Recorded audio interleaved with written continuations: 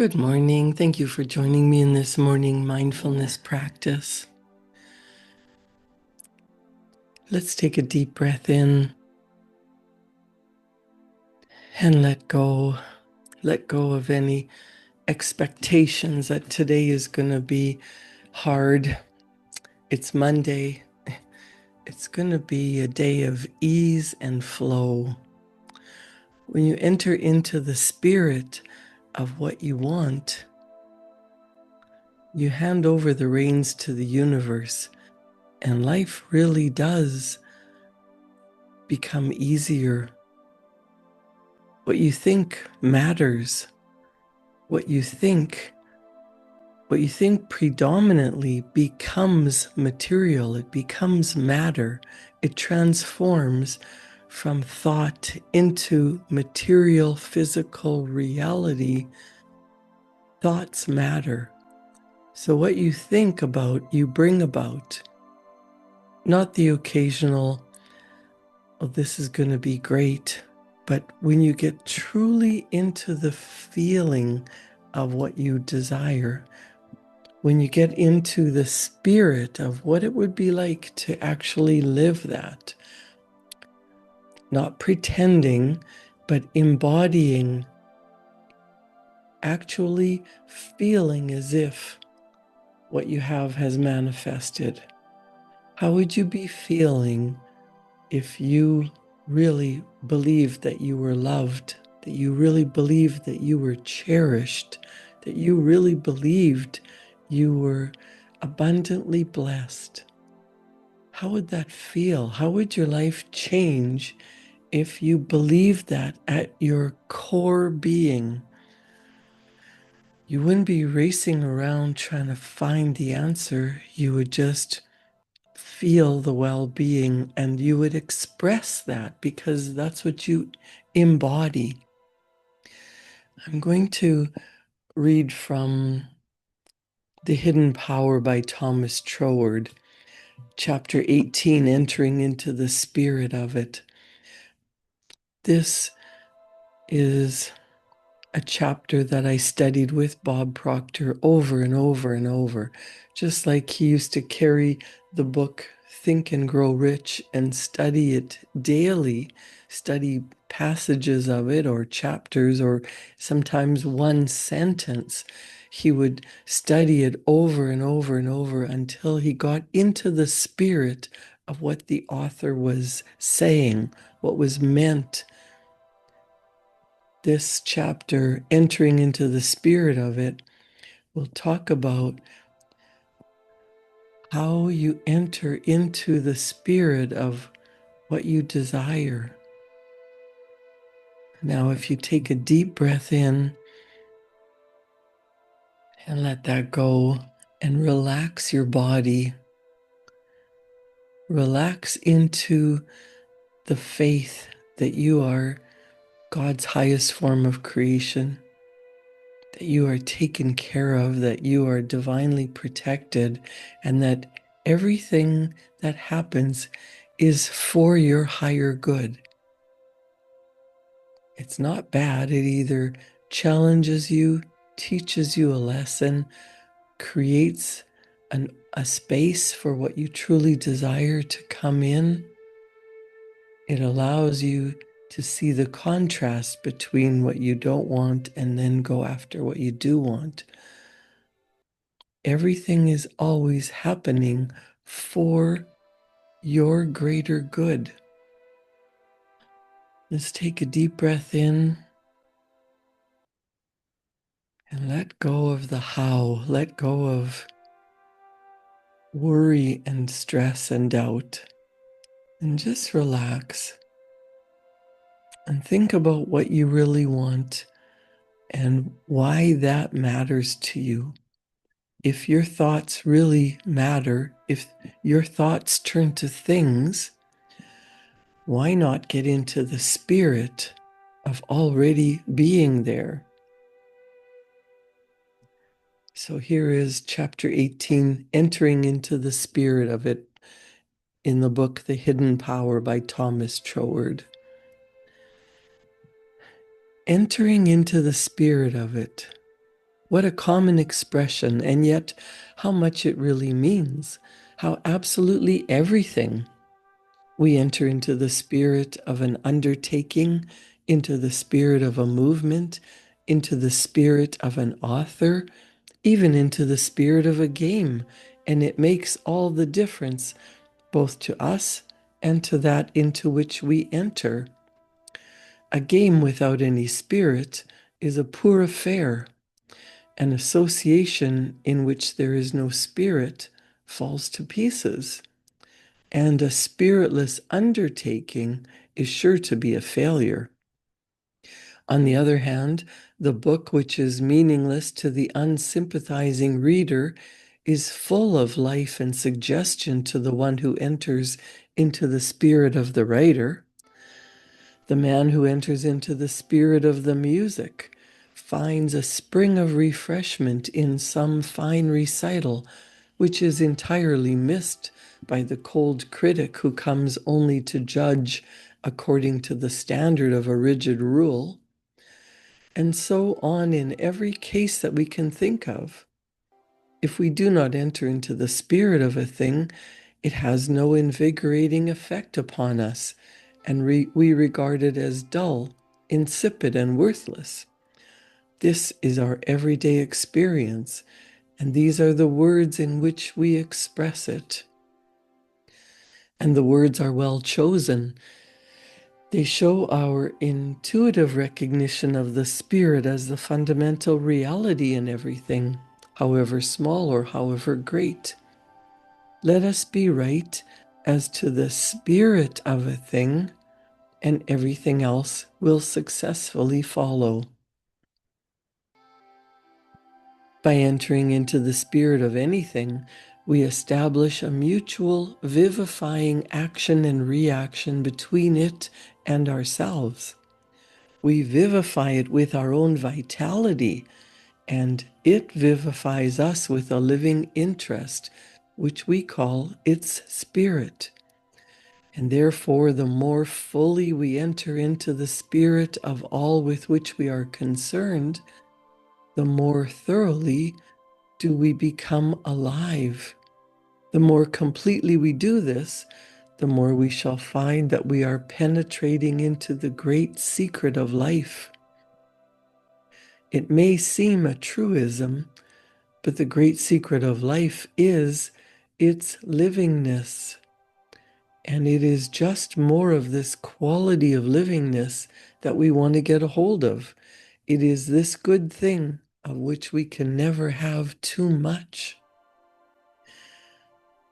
But every fact implies also its negative, and we never properly understand a thing until we not only know what it is, but also clearly understand what it is not.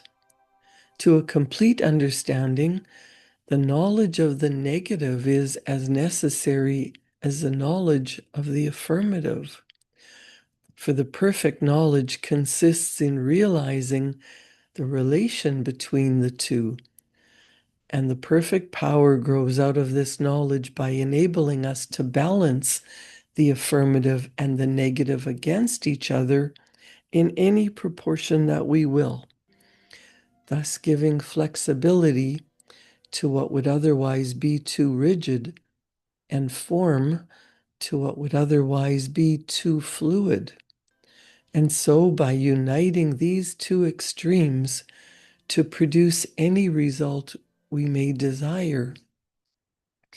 It is the old Hermetic saying, coagula e solve, solidify the fluid and dissolve the solid.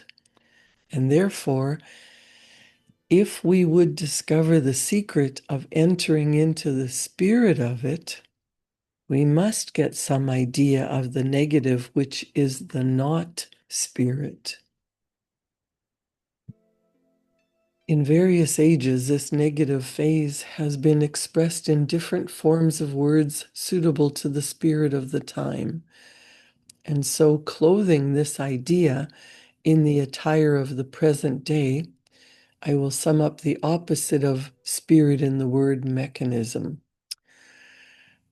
So, to give you a little bit of background, this entering into the spirit of it was written in 1902. And at that time, they were just coming into the mechanical age. And Thomas Troward says, before all things, at that time, this is a mechanical age. And it is astonishing how great a part of what we call our social advance has its root in the mechanical arts. Reduce the mechanical arts to what they were in the days of the Plantagenets. Those were the kings of England from 1152 to 1485. So reduce the mechanical arts to what they were back in those days, the days of the kings, and the greater part of our boasted civilization would recede through the centuries along with them. We may not be conscious of all this, but the mechanical tendency of the age has a firm grip upon society at large. So in this day and age, in 2025, we're looking at everything through the lens of technology and instant gratification. And people don't even pay attention to a 3-hour movie. They want an instant, short, give me 30 seconds, give me highlights, give me 15 minutes. That's the only thing my brain is now trained to see is instant. Well, back in 1902, things were looking at how great the mechanical things were to produce new objects instead of man-made through hard labor or through wooden carvings.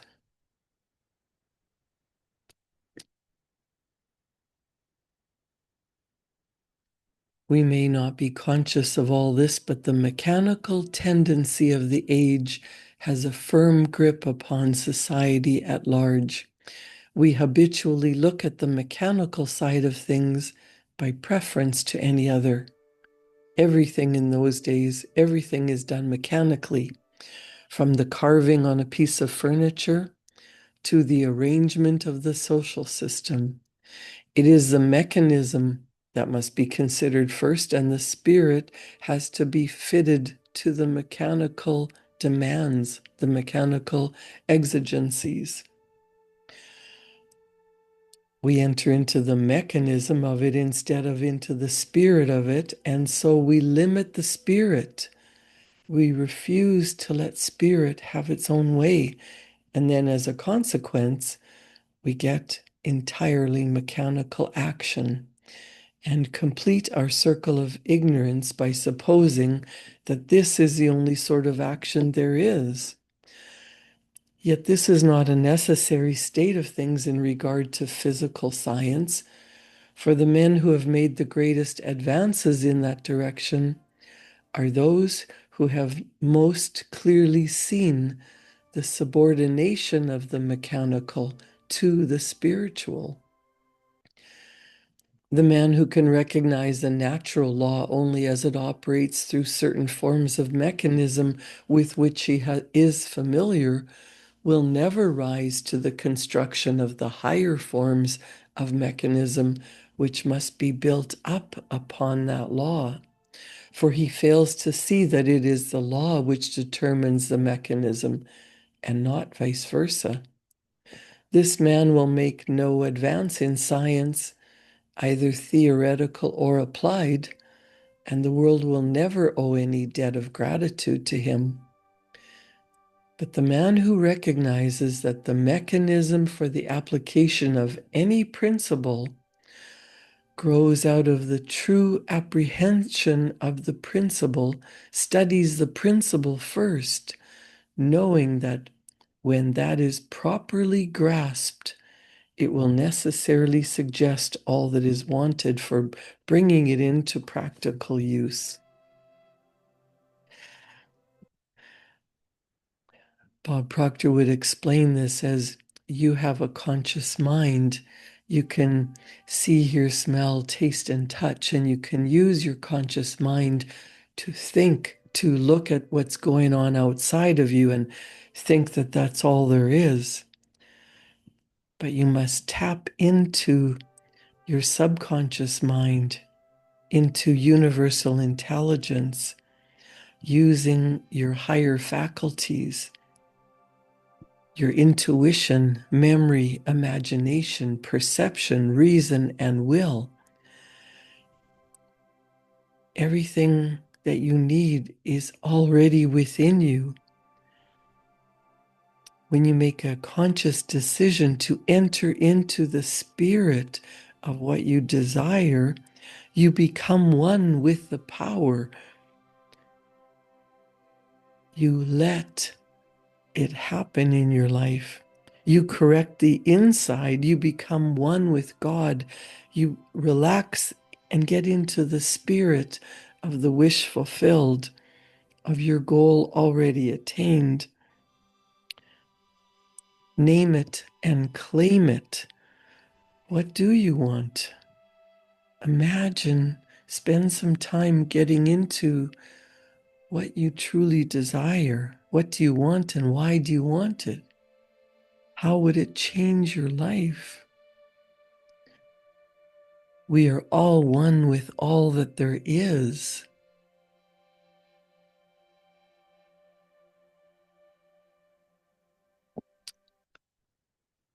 Back to Thomas Troward, he says, and if it is true in regard to so-called physical science, it is a fortiori true that's amplified as regards to the science of spirit.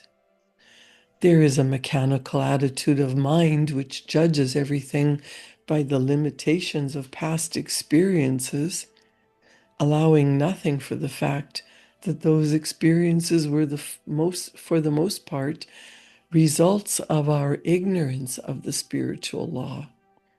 But if we realize the true law of being, we shall rise above these mechanical conceptions. We shall not deny the reality of the body or the physical world as facts, knowing that they also are spirit. But we shall learn to deny their power as causes. We shall learn to distinguish between the causa costa and the causa causans, and the secondary or apparent physical cause and the primary or spiritual cause, without which the secondary cause could not exist. And so we shall get a new standpoint of clear knowledge and certain power by stepping over the threshold of the mechanical and entering into the spirit of it. What we have to do is maintain our even balance between the two extremes, denying neither spirit nor the mechanism with which is its form and through which it works. You must hold the image of what you desire, what you want to be, and be that. The one is as necessary to a perfect whole as the other, for there must be an outside as well as an inside. Only we must remember that the creative principle is always inside, and that the outside only exhibits what the inside creates. Hence, whatever external effect we would produce, we must first enter into the spirit of it and work upon the spiritual principle, whether in ourselves or others. And by so doing, our insight will become greatly enlarged. For from without, we can see only one small portion of the circumference, while from the center, we can see the whole of it. If we fully grasp the truth that spirit is creator, We can dispense with painful investigations into the mechanical side of all our problems. We don't have to worry about the how. If we are constructing from without, then we must have to calculate anxiously the strength of our materials and the force of every thrust and strain to which they must be subjected. And very possibly, after all, we may find that we've made a mistake somewhere in our elaborate calculations. But if we realize the power of creating from within, we shall find that all these calculations correctly made for us.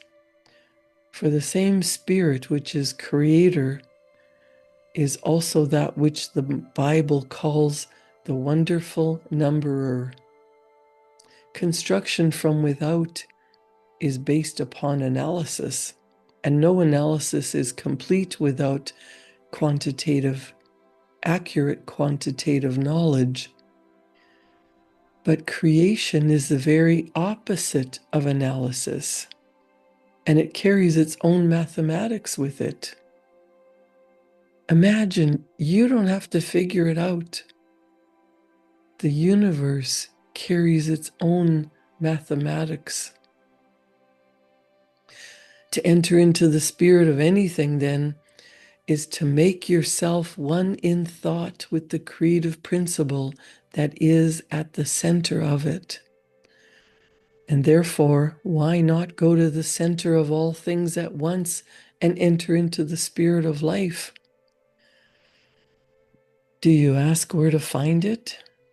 In yourself. And in proportion as you find it there, you will find it everywhere else. Look at life as the one thing that is, whether in you or around you. Try to realize the livingness of it, and then seek to enter into the spirit of it by affirming it to be the whole of what you are. Affirm this continually in your thoughts, and by degrees the affirmation will grow into a real living force within you, so that it will become second nature to you, and you will find it impossible and unnatural to think any other way. And the nearer you approach this point, the greater you will find your control over both body and circumstances, until at last you shall so enter into the spirit of it, into the spirit of the divine creative power, which is the root of all things, that in the words of Jesus, nothing shall be impossible to you, because you have so entered into the spirit of it that you discover yourself to be one with it. Then all the old limitations will have passed away, and you will be living in an entirely new world of life, liberty, and love, of which you yourself are the radiating center. You will realize the truth that your thought is a limitless creative power, and that you yourself are behind your thought, controlling and directing it with knowledge for any power which love motives and wisdom plans. Thus you will cease from your labors, your struggles and anxieties, and enter into that new order where perfect rest is one with ceaseless activity. Everything is possible to you. You are powerful beyond measure. Enter into the spirit of your goal already attained, the life that you choose to live. Correct the inside, and the outside manifests. Relax into the spirit. When you make the conscious decision to enter into the spirit of it, to tap into universal intelligence, to be one with all there is, use your body as the instrument of your mind. Use your higher mental faculties. Trust your intuition. Build up your imagination. Get into the spirit of your wish, your ideal life, what you truly want to create. It's here, it's now, it's inside of you. What does it look like? What does it feel like? What are you doing to express that in your physical reality?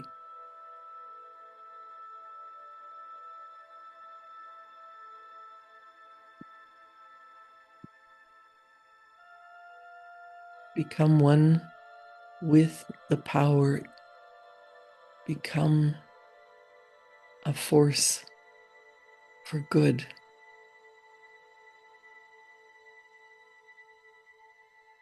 Imagine that you have the creative abilities, the power in you to live the life that you desire. When you write out a goal, it is only to grow, to stretch, to become that version of you. It's already in you. Your perception is your truth. What you believe becomes your truth. You make it true by your belief. So, what truth do you want to express? I am love. I am a powerful creator. I am God's highest form of creation. I am co-creating my life with God. I am that which I say I am. I am loved. I am cherished. I am a powerful creator. I am happy. I am healthy. I am wealthy. Write it and claim it. Be that. Become what it is that you desire. Enter into the spirit. Create a wonderful day. Thank you for joining me in this morning mindfulness practice. Enjoy your day, and I'll see you back here tomorrow morning at 7. Thank you.